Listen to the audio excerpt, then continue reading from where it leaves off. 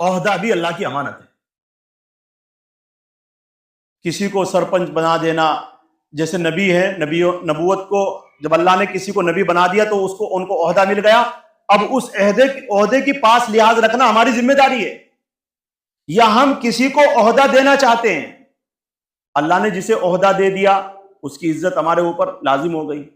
لیکن جب ہم کسی کو کوئی عہدہ دے رہے ہیں، مثال کے طور پر ابھی پردھانی کے الیکشن ہونے والے ہیں، اب جس نے آدمی نے ووٹ گرنا، یہ امانت ہے، یہ امانت ہے. یعنی ہم جب کسی کو چن رہے ہیں تو وہ ایسا آدمی ہونا چاہیے، وہ اس کا اہل ہو پردھانی کا.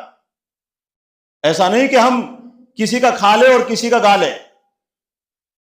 ہمارے اندر اتنی سمجھ ہو کہ یہ آدمی لوگوں کی ذمہ داری کا بوجھ اٹھا لے گا، اس آدمی کو ووٹ دے، چاہے وہ جیتے یا نہیں جیتے. ہمیں اس بات سے لینا دینا نہیں، ہمیں اس بات سے لینا دینا نہیں ہے.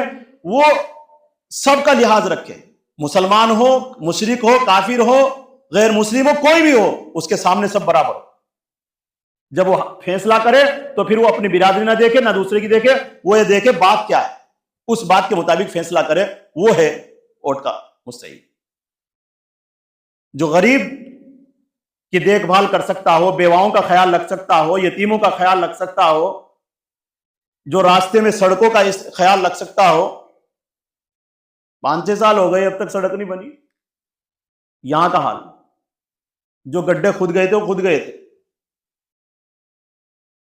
تو یہ اس طرح کے عہدے جب کسی کو دے ہم، تو بہت خیال رکھنا ہے، بہت دیکھنا ہے.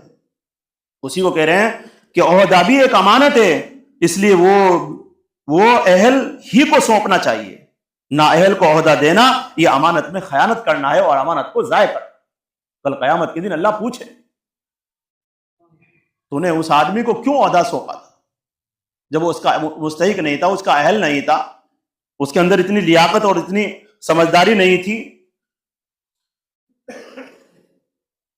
اسی طریقے سے